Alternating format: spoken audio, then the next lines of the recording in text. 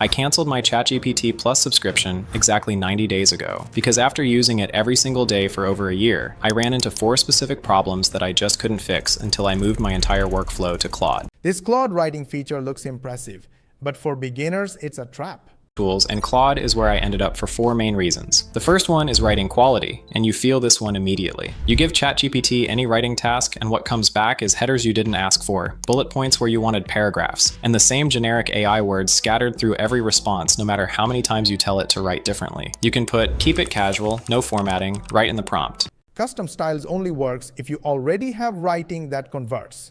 Beginners don't. You'll train Claude to sound exactly like someone who isn't making money yet.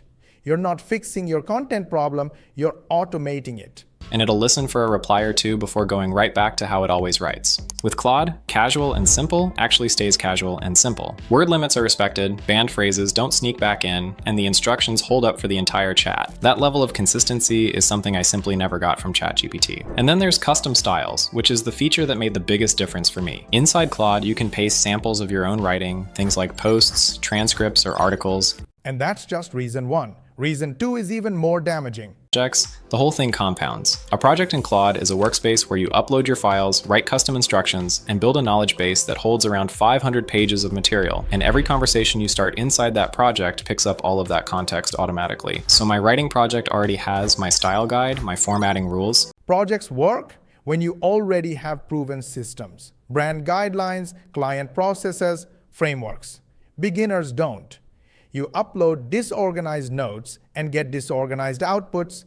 The tool is only as good as the foundation underneath it. And about 30 pages of reference material loaded in. I open a new chat and Claude already knows how I want things done before I type anything. ChatGPT has its own version of projects, but in my experience the instructions don't stick as well over longer conversations, and the memory tends to mix together across different chats instead of staying inside that one workspace. Claude keeps everything separate, and that combination of reliable writing, a custom voice profile, and memory that doesn't reset is— And this leads directly to reason 3, where most beginners silently quit.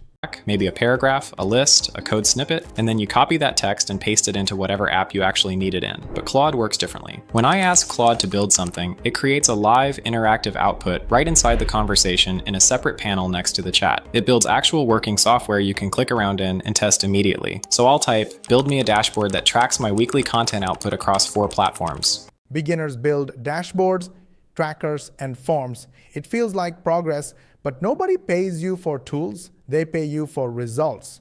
Building inside Claude is the most productive way to avoid the one thing that grows a business: getting clients. And Claude creates an interactive dashboard with charts, input fields, and working logic right there in the browser. I can click through it, test it, and if I want to change something, I just tell Claude what to adjust, and it updates the artifact in real time. I've used this to build project trackers, content calendars, client intake forms, and data visualizations that I would have spent hours making in a spreadsheet or paid someone to build. Claude does it in about 2 minutes. Here's what actually gives beginners a real shot at results. Third reason is 2 features that work together, and once you see them side by side, you'll understand why this is where Claude pulls the furthest ahead. Quick pause here. If what I'm sharing is making sense and you're thinking, okay, but how does this actually work in a real system?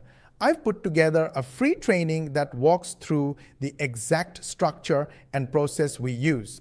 It's not theory, it's a behind-the-scenes walkthrough of how the system is set up, how the pieces fit together, and how most of the heavy lifting is already handled, so you're not starting from zero.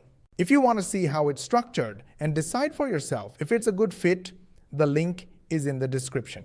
All right, let's jump back in. Claude has something called connectors that runs on MCP, which stands for Model Context Protocol. And what it does is plug Claude directly into the apps you already use. So let me show you what this looks like. I'll go to a conversation and I'll type, "pull my latest project brief from Google Drive." MCP connectors are powerful for someone scaling an existing business. For beginners, it's weeks of setup before any revenue. You're solving problems you don't have yet.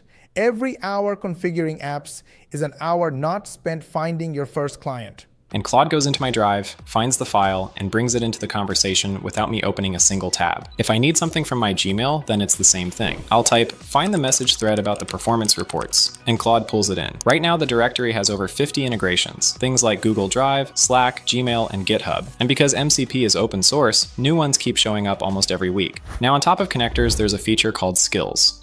This is exactly why beginners need a smarter starting point, not more tools. But they're not, and the gap right now is bigger than you'd expect. Claude's latest model, Opus 4.6, came out on February 5th, and the benchmarks really speak for themselves. On GDP-Val, a benchmark that measures how well AI performs real-world tasks in finance, legal work, and research, Opus 4.6 scores 144 points higher than GPT 5.2. Benchmarks measure what the model can do, not what you can do with it. You still need to know what to ask, what to build, and who to sell to. The tool is not the offer. The tool is not the client. Without those, the smartest AI just produces smarter excuses. The highest chance of winning is starting with a 99% done-for-you program. Strategy, offer, and system already built, you just execute. On BrowseComp, which tests how well a model tracks down hard-to-find information online, Opus 4.6 hits 84%. And on ArcAGI2, which measures how well a model handles problems it's never seen before, Opus 4.6 lands at 68.8%, while GPT 5.2 sits at 54.2%. And the context window is where it gets interesting. Opus 4.6 handles 1 million tokens, which is roughly 750 pages of text in a single conversation. If you're ready to stop watching tool videos and start getting results, the link is in the bio. If you like this video, gently hit the like button. If you dislike this video, then share with your friends and family. Because whether you liked it or not, it could be helpful to your friends and family and your social media contact. And if you think we are doing our best to try and explain to you how you can change your life, and you want to watch the next video, then make sure you subscribe to our channel and switch on the notification bell button. And make sure you ask your friends and family and social media contacts to subscribe to our channel, switch on the notification bell button as well. This way, you will help us get 10,000 subscribers in next 3 months. To learn more money techniques, watch these videos, and we will see you on the next one.